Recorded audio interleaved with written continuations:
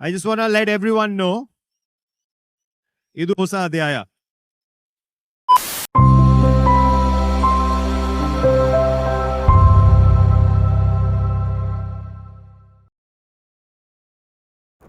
ಎಲ್ರಿಗೂ ನಮಸ್ಕಾರ. ನಾನು ಹರ್ಷಿತ್ ಡಿ ರಾಜ್. ಇವತ್ತಿನ ವಿಡಿಯೋಲಿ ನಾನು ಬೇಸಿಕ್ ವಿಡಿಯೋ ಎಡಿಟಿಂಗ್ ಸ್ಕಿಲ್ ಬಗ್ಗೆ ನಿಮಗೆ ಹೇಳ್ಕೊಡ್ತೀನಿ.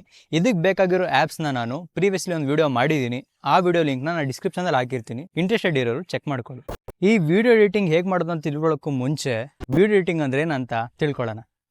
ಚಿತ್ರಾನ್ನ ಆಗಿರೋವಂಥ ಕ್ಲಿಪ್ಪಿಂಗ್ಸ್ಗಳನ್ನ ಪ್ರಾಪರಾಗಿ ಸೆಟ್ ಮಾಡಿ ಅದರಿಂದ ಬೆಸ್ಟ್ ಔಟ್ಪುಟ್ ತೆಗೆಯೋದು, ಅದ್ರ ಜೊತೆಗೆ ಬ್ಯೂಟಿಫುಲ್ ಸ್ಟೋರಿನೂ ಹೇಳ್ಬೋದು. ನಿಮ್ಮ ಮೊಬೈಲಲ್ಲಿ VN ಆ್ಯಪ್ನ ಓಪನ್ ಮಾಡಿಕೊಂಡು ಇಷ್ಟ ಆಗೋಂಥ ಕ್ಲಿಪ್ಪಿಂಗ್ಸ್ನೆಲ್ಲ ಸೆಲೆಕ್ಟ್ ಮಾಡ್ಕೊಳ್ಳಿ. ಆಮೇಲೆ ಮ್ಯೂಸಿಕ್ಕಿಗೆ ಹೋಗಿ ಅದಕ್ಕೆ ಸೂಟ್ ಆಗೋಂಥ ಒಂದು ಒಳ್ಳೆ ಮ್ಯೂಸಿಕ್ನ ಡೌನ್ಲೋಡ್ ಮಾಡಿಕೊಂಡು ಇದಕ್ಕೆ ಇಂಪೋರ್ಟ್ ಮಾಡ್ಕೊಳ್ಳಿ. ಅದಾದಮೇಲೆ ವೀಡಿಯೋಗೆ ಎಷ್ಟು ಬೇಕೋ ಅಷ್ಟನ್ನು ಮಾತ್ರ ಸೆಲೆಕ್ಟ್ ಮಾಡ್ಕೊಳ್ಳಿ.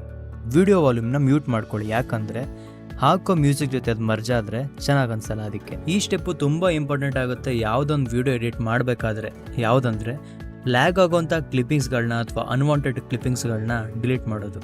ನಾನು ನಿಮಗೆ ಎಕ್ಸಾಂಪಲ್ ಅಂತ ತೋರ್ಸೋಕ್ಕೆ ತೆಗ್ದಿರೋ ಕೆಲವೊಂದು ರ್ಯಾಂಡಮ್ ಶಾರ್ಟ್ಸ್ಗಳಲ್ಲಿ ನನಗೆ ಲ್ಯಾಗ್ ಅಂತ ಅನಿಸೋ ಪಾರ್ಟ್ಗಳನ್ನ ನಾನು ರಿಮೂವ್ ಮಾಡ್ತಿದ್ದೀನಿ, ಯಾಕಂದರೆ ಆ ಮ್ಯೂಸಿಕ್ಕಿಗೆ ತುಂಬಾ ಲ್ಯಾಗ್ ಅನಿಸುತ್ತೆ.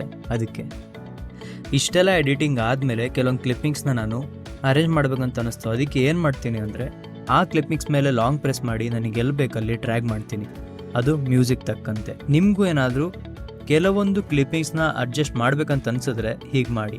ಅದನ್ನು ಸ್ಟಾರ್ಟಿಂಗಲ್ಲೇ ಮಾಡಬೇಕಂತೇನಿಲ್ಲ. ವಿಡಿಯೋ ಕಳೆ ಬರೋದೇ ಅದಕ್ಕೆ ಟ್ರಾನ್ಸಿಷನ್ ಆಗ್ದಾಗ. ಸೊ ಕ್ಲಿಪ್ಪಿಂಗ್ಸ್ನ ಪ್ಲಸ್ ಮಾರ್ಕ್ ಮೇಲೆ ಕ್ಲಿಕ್ ಮಾಡ್ಕೊಳ್ಳಿ. ನಿಮಗೆ ಯಾವ ಥರ ಬೇಕೋ ಆ ಥರ ಟ್ರಾನ್ಸಿಷನ್ನ ಹಾಕ್ಕೊಳ್ಳಿ. ಸೊ ನಾನಿಲ್ಲಿ ಫೇರ್ ಟ್ರಾನ್ಸಿಷನ್ ಹಾಕಿದ್ದೀನಿ, ಏನಕ್ಕಂದರೆ ಮ್ಯೂಸಿಕ್ ಸ್ವಲ್ಪ ಸ್ಲೋ ಇದೆ. ಅದಕ್ಕೆ ಕ್ಲಿಪ್ಪಿಂಗ್ಸಿಗೆ ಫಿಲ್ಟರ್ ಬೇಕು ಅಂತ ಅನ್ಸಿದ್ರೆ ಫಿಲ್ಟರ್ ಆಪ್ಷನ್ದಲ್ಲಿ ಕ್ಲಿಕ್ ಮಾಡ್ಕೊಳ್ಳಿ. ಅಲ್ಲಿ ನಿಮಗೆ ಡಿಫಾಲ್ಟಾಗಿ ಕೆಲವೊಂದು ಫಿಲ್ಟರ್ಗಳು ಸಿಗುತ್ತೆ. ಬಟ್ ನೀವು ಮ್ಯಾನ್ಯುಯಲಿ ಅಡ್ಜಸ್ಟ್ ಮಾಡಬೇಕು ಅಂತ ಅನ್ಸಿದ್ರೆ ಅದ್ರ ಪಕ್ಕದಲ್ಲೇ ಅಡ್ಜಸ್ಟ್ ಅನ್ನೋ ಆಪ್ಷನ್ ಇದೆ, ಅದ್ರ ಮೇಲೆ ಕ್ಲಿಕ್ ಮಾಡಿಕೊಂಡು ಅಡ್ಜಸ್ಟ್ ಮಾಡ್ಕೊಳ್ಳಿ. ಇಷ್ಟೆಲ್ಲ ಎಡಿಟಿಂಗ್ ಆದಮೇಲೆ ಸಿಂಬಲ್ ಮೇಲೆ ಕ್ಲಿಕ್ ಮಾಡ್ಕೊಂಡು ಎಕ್ಸ್ಪೋರ್ಟ್ ಮಾಡ್ಕೊಳ್ಳಿ. ಸೊ ಫೈನಲ್ ವಿಡಿಯೋ ಹೀಗಿದೆ.